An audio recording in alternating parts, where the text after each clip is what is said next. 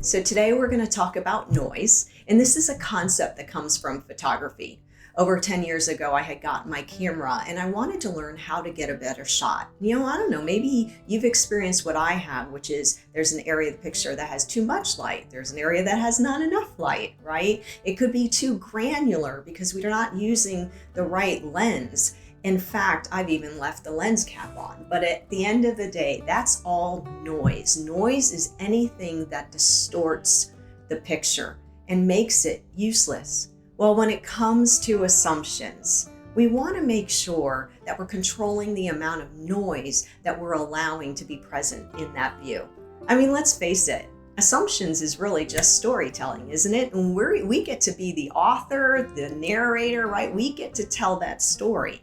And it's the gap of information between what we know to be true and what we don't yet know to be true. But what we're learning is that we want to make sure that story is as healthy and accurate as possible as we go and pursue to get clarity. Now, what is noise in an assumption? Well, just like in a picture, it could be an area that's overexposed. Anyone who's raising teenagers knows exactly what I'm talking about, where we find ourselves looking at the facial expression, hearing the tone, and getting very distracted where we don't necessarily hear the heart and try to understand them. I've been guilty of that.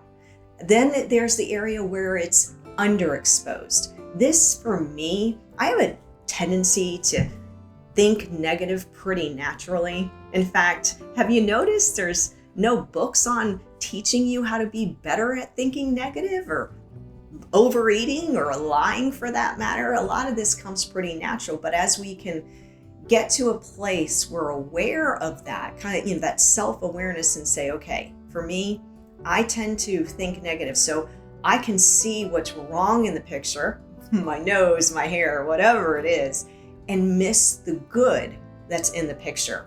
It's underexposed, the good. But I certainly want to make sure that's in view, right? If I'm going to tell a story about what's happening, I'm going to want that information so I have a complete picture.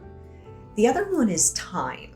It's an interesting thing to think about, right? Because we're talking about pictures, but when it comes to assumptions, life isn't just a picture. Life isn't just a collage of pictures that we put up and say, this is what happened, right? Life is lived in process.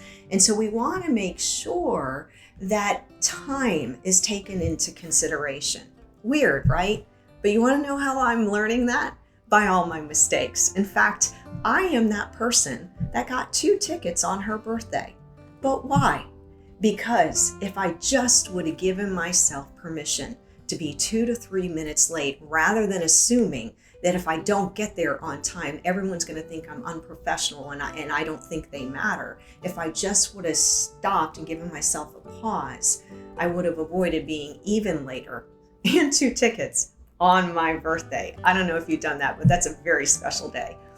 That being said, what are some of the things that we can do? Well, one is pause. Take a pause and say, okay, is there an area of this experience that I am way too focused on? I've got too much noise on the tone, on the attitude, or on the negative, and I've got to get some perspective. Let's reflect on that. So really it's that pause to reflect, and sometimes it might be time to start asking those clarification questions so we can really get the accurate information and not put something in there that isn't true.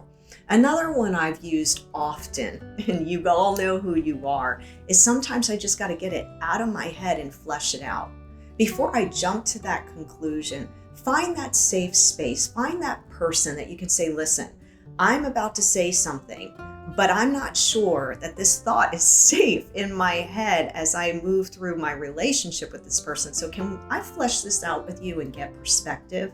Because remember, what we want to do is do whatever we can to eliminate the pitfalls of falling into the dangerous assumption, which are destructive to our own self-image, destructive to how we see others, and ultimately divisive. So I hope this is helpful to you. The good news is we're going to start talking about generous assumptions. So I hope you join me next week. Take care.